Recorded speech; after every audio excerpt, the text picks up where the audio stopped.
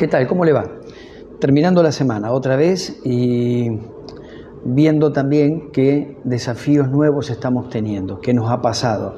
Pero también esta vez lo quiero llevar a otro lado. Casi siempre les llevo a reflexionar un poquitito sobre lo que pasó en la semana. Lo quiero desafiar a qué va a ser la semana que viene, porque de eso se trata. Mañana y pasado nos vamos a encontrar en los cultos de fin de semana y seguramente va a haber desafíos como siempre, va a haber palabra de Dios, el Señor te va a hablar y todo lo demás que habitualmente hace. Pero quiero desafiarte a esto. En Lucas 5 ustedes van a encontrar un episodio en donde Jesús estaba en una casa predicando el Evangelio, hablando, y de pronto 4 amigos traen un paralítico y lo quiere llevar hasta donde Jesús estaba. De hecho, tenían a alguien que no podían llevarlo caminando.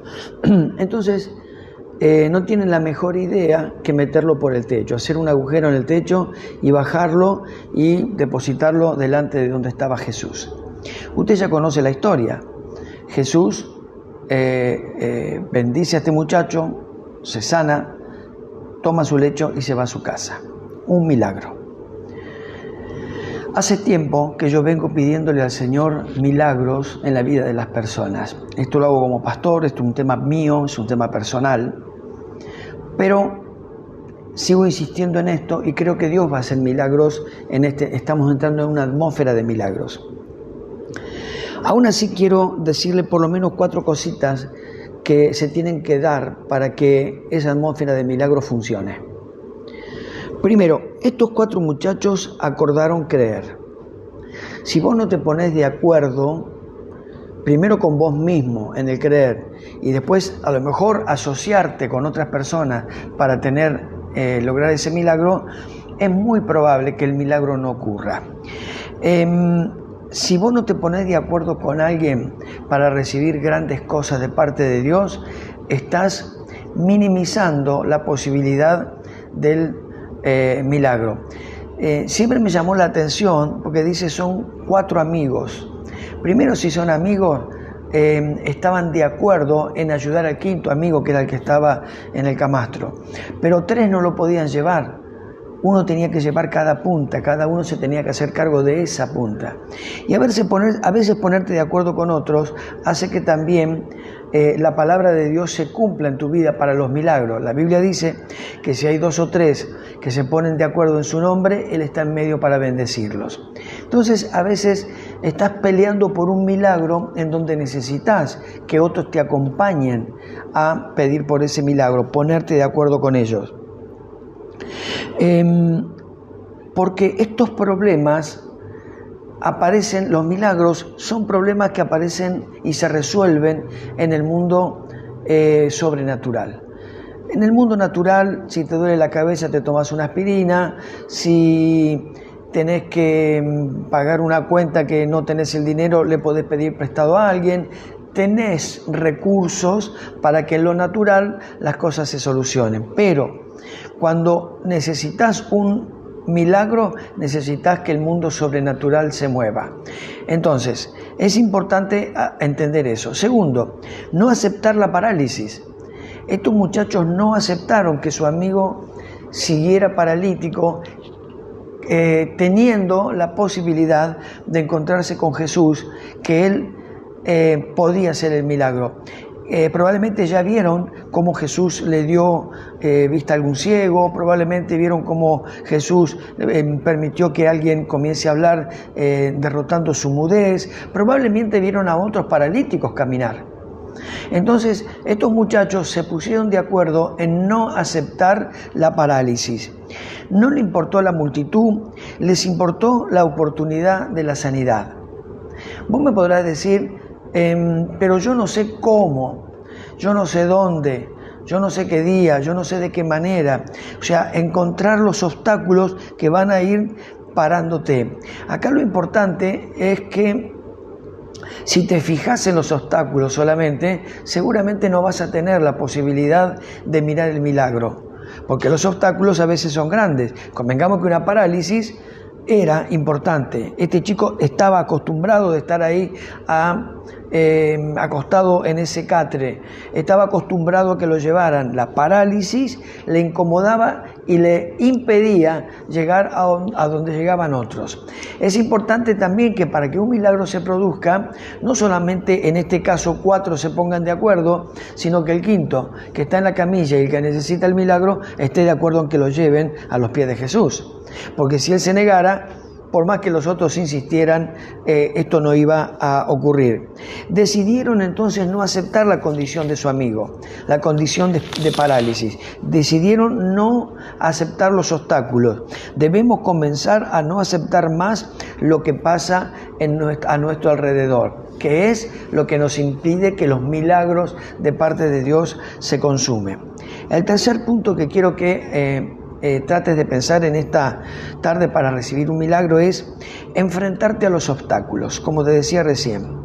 Una cosa es discernir y verlos a los obstáculos, y otra cosa es ver la oposición. Un obstáculo es una oposición. Imagínate el techo. Encontraron la multitud no los dejaba pasar porque cada uno también estaría buscando su milagro y lo querría lo antes posible. No les importó mucho que trajeran un paralítico. Quizás ya había otros, quizás había sordos, quizás había ciegos. Bueno, cada uno estaba esperando la bendición de parte de Dios desde el punto de vista milagroso y sobrenatural.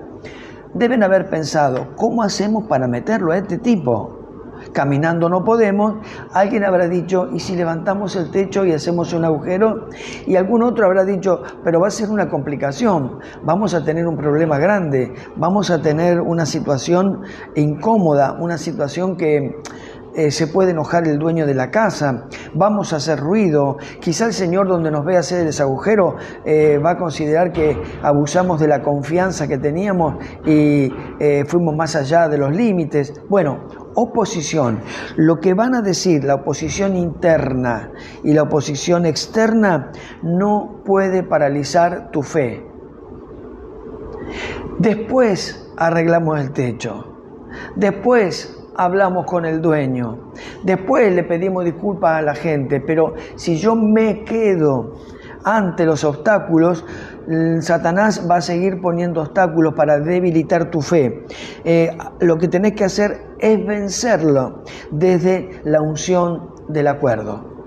A ver, voy en pos de eso. ¿Por qué? Porque Jesús es el único que puede hacer este milagro, cambiar esta realidad que yo no puedo cambiar. Por último, quiero decirte lo siguiente. Acordaron romper el techo. Acordaron romper aquello que los estaba obstaculizando.